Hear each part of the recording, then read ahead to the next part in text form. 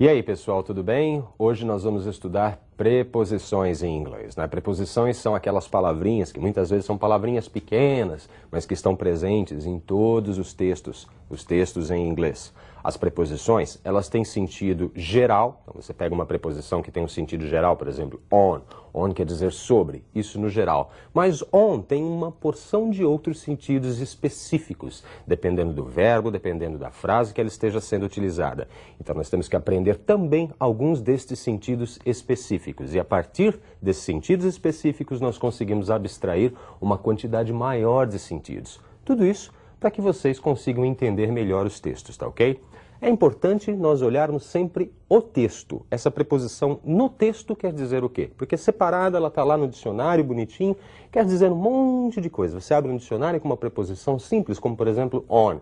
Você vai ver uma porção de sentidos para on. Porém, é no texto que nós conseguimos descobrir qual é este sentido específico. Então eu preparei para vocês alguns exemplos com algumas preposições. A primeira preposição que nós vamos estudar é a preposição in. Dá uma olhadinha. The children are playing in the room. The children are playing in the room. As crianças estão brincando no quarto ou na sala. In the room quer dizer dentro. He will be here in a few minutes. He will be here in a few minutes. Ele estará aqui em alguns minutos.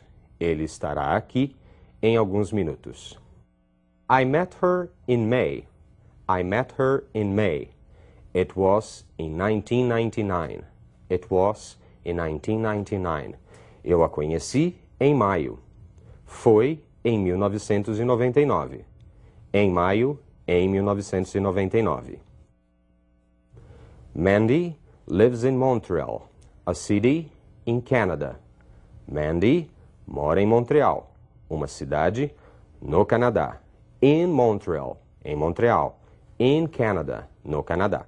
Vocês viram então o uso da preposição in, que pode servir, em primeiro lugar, para dizer que uma coisa está dentro. In the room, né? Na sala, no quarto, dentro de quatro paredes. In the room. In também serve para falar de tempo. Eu falo in 1999, em 1999, in 2002, em 2002 e assim por diante. Eu posso usar na frente de meses. In January, in February, in May e assim por diante. Então, in eu posso usar para locais e eu posso usar também para tempo. E é sempre uma ideia de que não está muito precisa, né? É um período grande de tempo. In 1999, qualquer dia de 1999. In May, em maio, em qualquer dia de maio. Então, você tem o uso de in, contido, dentro, mas não muito específico. Vamos ver agora a preposição on. The book is on the table. Nenhum curso de inglês é curso de inglês sem essa frase, não é? O livro está sobre a mesa. On quer dizer sobre, nesta frase. His birthday is on Monday. O aniversário dele é na segunda. On Monday. Então eu uso on na frente de dias da semana. He was born on March 21st, 1970. Ele nasceu no dia 21 de março de 1970. On March 21st. Então eu também uso on para definir datas. E veja que em inglês primeiro vem o mês, depois vem o dia. Budapest is on the Danube. Budapest is on the Danube. Então Budapest fica às margens do Danúbio. O on funcionando aí para dizer às margens de um rio. Então, on não quer dizer que fica sobre o rio, neste caso, mas sim às margens de um rio. He's on a plane to London. Ele está num avião para Londres. Então, on a plane não quer dizer que ele está em cima do avião, lá, sentadinho em cima do avião enquanto o avião está voando. Não, não. Ele está dentro do avião, como passageiro. Então, eu uso on para falar de um passageiro de um meio de transporte. On a plane, on a bus. Então, he's on a plane to London. You forgot the light on. Você esqueceu a luz ligada. You forgot the light on. Você esqueceu a luz ligada. On, funcionando aí como ligado. É aquele botãozinho que você aperta nos painéis eletrônicos das máquinas, dos aparelhos eletrônicos, né? On, quer dizer também ligado. Perceberam aí o uso da preposição on? Então, on, além de querer dizer sobre, ele serve também para datas, né? Uma preposição mais específica que o in. In é para períodos grandes de tempo, on para datas. E tem alguns usos específicos, na margem de um rio, ou então como meio de transporte, na base ou na plane, e ou então o on, ligado. Perfeito? Vamos ver uma outra preposição, a preposição at. I'll see you tomorrow at 5 p.m. Te vejo amanhã às 5 da tarde. At, para as horas, não é isso? They live at 143 Johnson Street. Então, eles moram na Johnson Street, na rua Johnson, número 143. Então, quando eu dou o endereço exato, eu também posso usar o at. They're sitting at the table. Eles estão sentados à mesa. They're sitting at the table e não on the table. On the table seria sentado sobre a mesa. At the table, sentado à mesa. E vocês já devem ter visto também endereços eletrônicos. Olha aí, john.smith@provider.com. Então, john.smith, arroba. Esse arroba em inglês, eu digo at, quer dizer localizado num determinado provedor. Por isso que eu uso at em inglês. Então, John Smith, num determinado provedor, @provedor.com. Vocês viram aí, então, esse último exemplo, né? O arroba at, perfeito?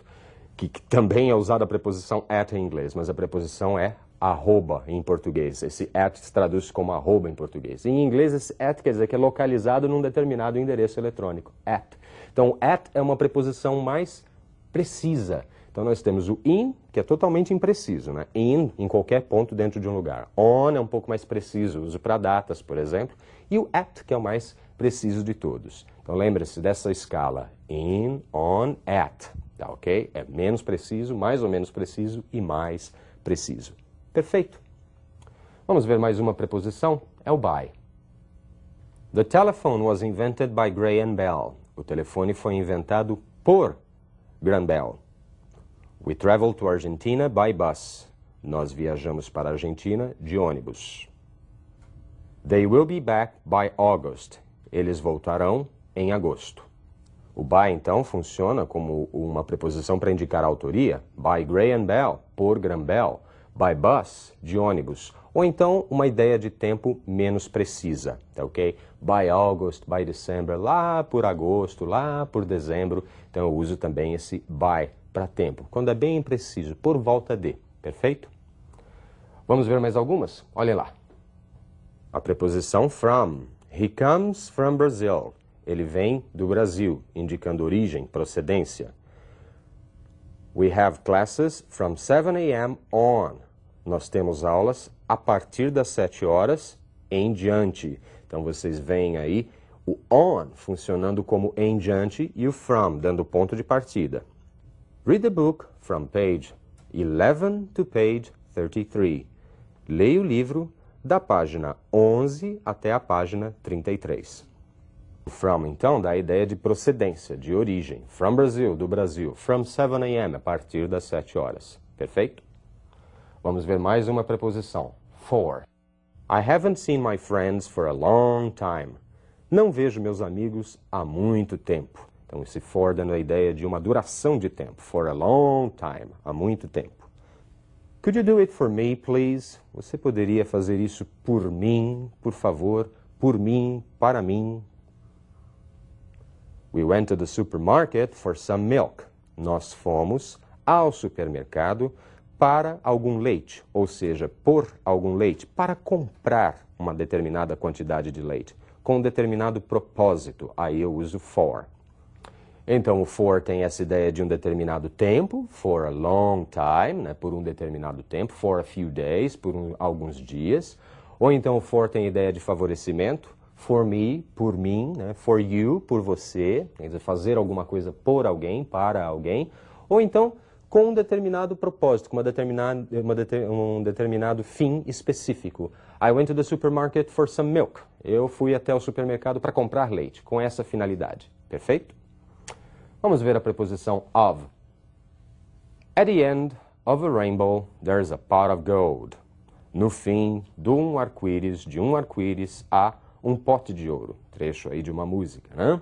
At the end of a rainbow, there's a pot of gold. No final de um arco-íris, há um pote de ouro. De, então, é a preposição of. Flávio and Osvaldo are old friends of mine. Flávio e Osvaldo são velhos amigos de meu. Não, são velhos amigos meus. Uma construção muito frequente em inglês. Friends of mine, amigos meus. Então, esse of quer dizer de. Of gold, de ouro. Of a rainbow, de um arco-íris.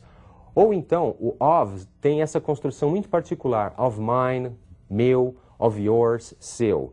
Tá ok? Vamos ver mais uma preposição? Olhem lá. The radio is off. O rádio está desligado. Esse off é diferente do outro. Esse tem 2 Fs e quer dizer aí, no caso, desligado. She fell off a horse. She fell off a horse, ela caiu do cavalo. She fell off a horse, dando a ideia de desconexão. Então, vocês perceberam que tem off com 2 Fs e of com um F só. Os dois querem dizer de, mas o off com 2 Fs dá a ideia de desconexão. Tem uma preposição também muito usada em inglês, que é o to. Olhem uns exemplos do to. He's going to Italy next week. Ele vai à Itália na semana que vem. He's going to Italy. Aí a ideia de movimento. This is the key to the door. Essa é a chave da porta. This is the key to the door. A chave da porta. Diferente do for, não é isso? Diferente do for, o to quer dizer para, mas ele tem a ideia de movimento, enquanto o for tem a ideia de favorecimento. Será que acabaram as preposições? Ainda não. Vamos ver mais algumas. Olhem lá. Go up the street and turn right. Go up, suba, suba esta rua e vire à direita. The cars are going down the road. Os carros estão indo para baixo, ou seja, descendo a rua. Going down the road. Então vocês viram que o verbo go simplesmente indica movimento, ir. Mas no momento em que eu digo go up, subir. Go down, descer. Então a preposição pode servir também para completar o sentido de algum verbo. Vamos ver mais algumas preposições. My room is behind that door. Ou seja, meu quarto é atrás daquela porta. I'm not going out tonight because I'm out of money. I'm not going out tonight because I'm out of money. Eu não vou sair. Go out é sair. Então, eu não vou sair hoje à noite, porque estou out of money. Isso quer dizer sem dinheiro. Então, out tem a ideia de fora, então go out é sair. I'm going out, eu estou saindo. Ou I'm not going out, eu não vou sair. Agora, o out junto com o of já quer dizer o quê? Out of money, ou seja, sem dinheiro. Out of time, sem tempo. E assim por diante. Tá ok? Vamos ver mais uma preposição? É a última agora. Through ou então through. Escrita da maneira original ou escrito com U somente. É uma grafia moderna da palavra through. Don't walk through that door. Não passe por aquela porta. Don't walk through that door. Não passe por aquela porta. Tá ok? Então, quando vocês estiverem agora na frente de um drive-thru, vocês vão entender que é para você passar por dentro com o carro. Drive-thru. Tá ok? Essa que é a ideia. Perfeito. As palavras, as preposições estão sempre presentes nos textos. Bom, nós vimos alguns exemplos em separado. Mais adiante, nós veremos um texto com essas preposições funcionando. Por hoje é só, pessoal. Memorizem algumas dessas preposições. É mais uma lista de vocabulário que vale a pena ser memorizada, tá ok? Um grande abraço. Bye, bye.